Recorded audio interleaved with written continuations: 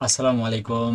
যারা কারিগরি শিক্ষা বোর্ডে একাদশ শ্রেণী শিক্ষার্থী রয়েছে, আজকের এই ভিডিওতে আমি তোমাদেরকে সুপার শর্ট সাজেশন দিব। তোমাদের একাদশ শ্রেণী যারা রয়েছে 30 তারিখে যাদের বাংলা এক সাবজেক্টটি রয়েছে, তোমাদের দুপুর 2টা থেকে 5টা পর্যন্ত পরীক্ষা হবে। আজকের এই ভিডিওতে আমরা সমস্ত বিষয়টা ক্লিয়ার করব। তোমাদের কোন পার্টটা পড়তে হবে, কিভাবে পরীক্ষায় প্রশ্ন হবে, তো সব বিষয়গুলো আজকে আমরা ক্লিয়ার করব, তাই না টেনে তোমরা ভিডিওটি শেষ পর্যন্ত দেখবে।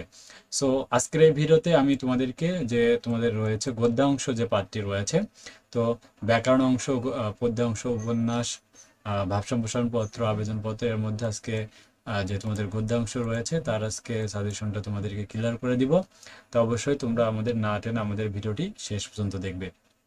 আর তোমরা এখনো যারা আমাদের ভিডিওটাতে লাইক করনি তারা অবশ্যই একটা লাইক করে দাও, এবং তুমি কোন কলেজ থেকে পরীক্ষা দিবে তোমার কলেজের নামটা আমাদের কমেন্টে লিখে দিবে এবং একটা লাইক করবে, যাতে আমরা আরো পরবর্তী ভিডিও মেক করতে উৎসাহিত হই।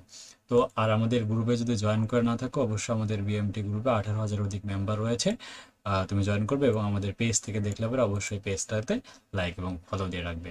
তো চলো আমরা শুরু করে দিচ্ছি।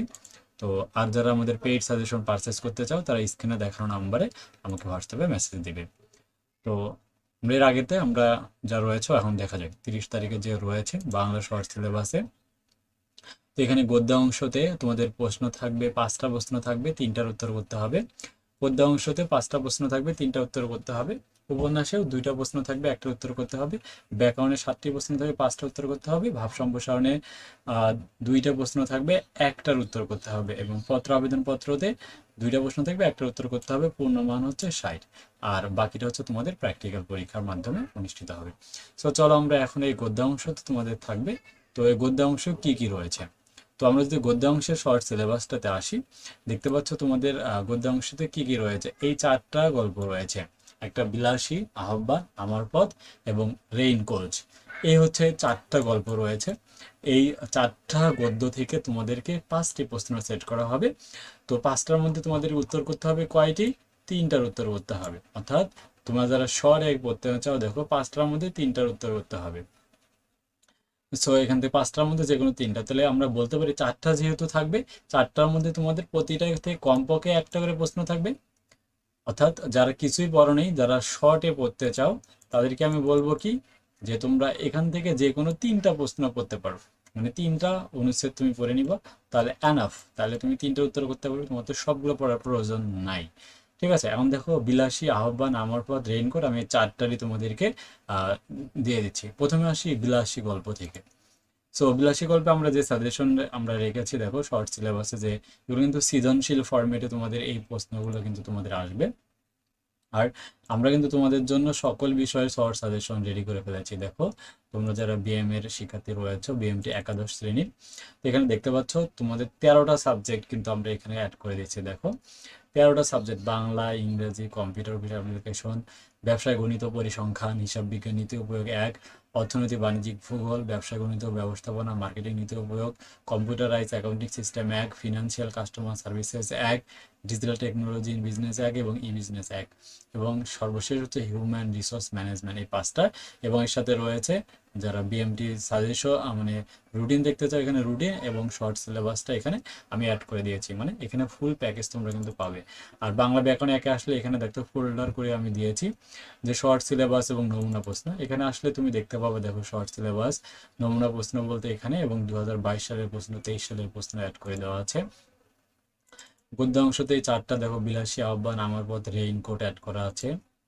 এরপরে কবিতা অংশ থেকে যদি তুমি চলে আসো, দেখো সোনাতুরি থাহরে মনে পড়ে পদ্মা, আমি কিংবদন্তির কথা বলছি, এখানে সবগুলোই কিন্তু আছে। ঠিক আছে, তোমরা যারা পারচেস করতে চাও তারা দ্রুত আমাদের অফিসিয়াল হোয়াটসঅ্যাপ নাম্বারে মেসেজ দাও। আর যারা সাজেশন পারচেস করবে না তাদের জন্য এই ভিডিওটি। ঠিক আছে, চলো আমরা দেখে নিচ্ছি। তাহলে শর্ট সিলেবাসের বিলাসী গল্পটা প্রথমে আমরা দেখে নিচ্ছি। দেখো বিলাসী গল্পে যে সৃজনশীল আকারে যে প্রশ্নগুলো রয়েছে, এই প্রথম 2টা হচ্ছে বোর্ড বইয়ের পাঠ্য বইয়ের যে তোমাদের যে সৃজনশীল প্রশ্নটি রয়েছে, তো এই প্রশ্নটা আমি এখানে দিয়েছি। দেখো যে এখানে উত্তর সহকারে এখানে দেওয়া রয়েছে, নমুনা আকারে 5টা প্রশ্ন তোমাদেরকে দিয়েছি। সো এটা ক নম্বর, এরপরে খ নম্বর, গ নম্বর এবং ঘ নম্বর। ঠিক আছে, 4টা স্টেপের সৃজনশীল লিখতে হয়। দিয়েছি। এরপরে দেখো অতিরিক্ত প্রশ্ন আকারে তোমাদেরকে এই প্রশ্নগুলো দেওয়া রয়েছে। তোমরা এই প্রশ্নগুলো তোমরা যারা সাজেশন নিয়েছো এগুলো জাস্ট একবার করে রিডিং পড়বে, ঠিক আছে? রিডিং পড়লে এগুলো কিন্তু তোমাদেরকে নিজেদের মতো করে লিখতে হবে। সো এখানে দেওয়া রয়েছে, দেখো এখানে 5টা সৃজনশীল প্রশ্ন তোমাদেরকে দেওয়া আছে। এই 5টা প্রশ্ন পড়লে এনাফ, এই 5টা পড়লেই তোমরা একটার দেখা যায় একটা সৃজনশীল প্রশ্ন তোমরা কিন্তু অনায়াসে লিখতে পারবা।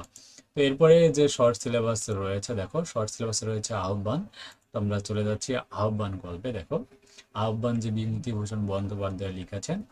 তো এই বিভূতিভূষণ বন্দ্যোপাধ্যায় দেখো পাঠ্য বইয়ের আলোকে এই যে আমরা এখানে যে প্রশ্নগুলো দিয়েছি, তোমরা এই প্রশ্নগুলো দেখো আয়ত্ত করো, দেন তোমরা হয়ে যাবে। এখানে 23 সালের প্রশ্ন অ্যাড করা আছে, যারা বিগত সাল পড়তে চাও পড়তে পারো। আমি তোমাদেরকে বলবো এই কবিতা অংশ মানে গদ্যাংশ যে অংশগুলো রয়েছে এগুলো থেকে তোমাদের এই 4টা গল্পের মধ্যে থেকে 3টা গল্প থাকবে, 3টার থেকে 5টা প্রশ্ন থাকবে, 5টার মধ্যে যে কোনো 3টা উত্তর করতে হবে। পূর্ণমান কিন্তু 15। এগুলো কিন্তু যে কেউ নিজের মতো করে তোমরা বানিয়ে লিখবে। সো কমন আসুক বা না আসুক, তুমি জাস্ট আইডিয়ার উপরে ভিত্তি করে এগুলো কিন্তু সম্পূর্ণ তুমি লিখবে, ঠিক আছে? তো আর তোমরা এখনো যারা সাজেশন পারচেস করোনি, পারচেস করতে চাইলে আমাদের এই অফিসিয়াল হোয়াটসঅ্যাপ নাম্বারে দ্রুত মেসেজ দিয়ে পেইড সাজেশনগুলো পারচেস করে নাও।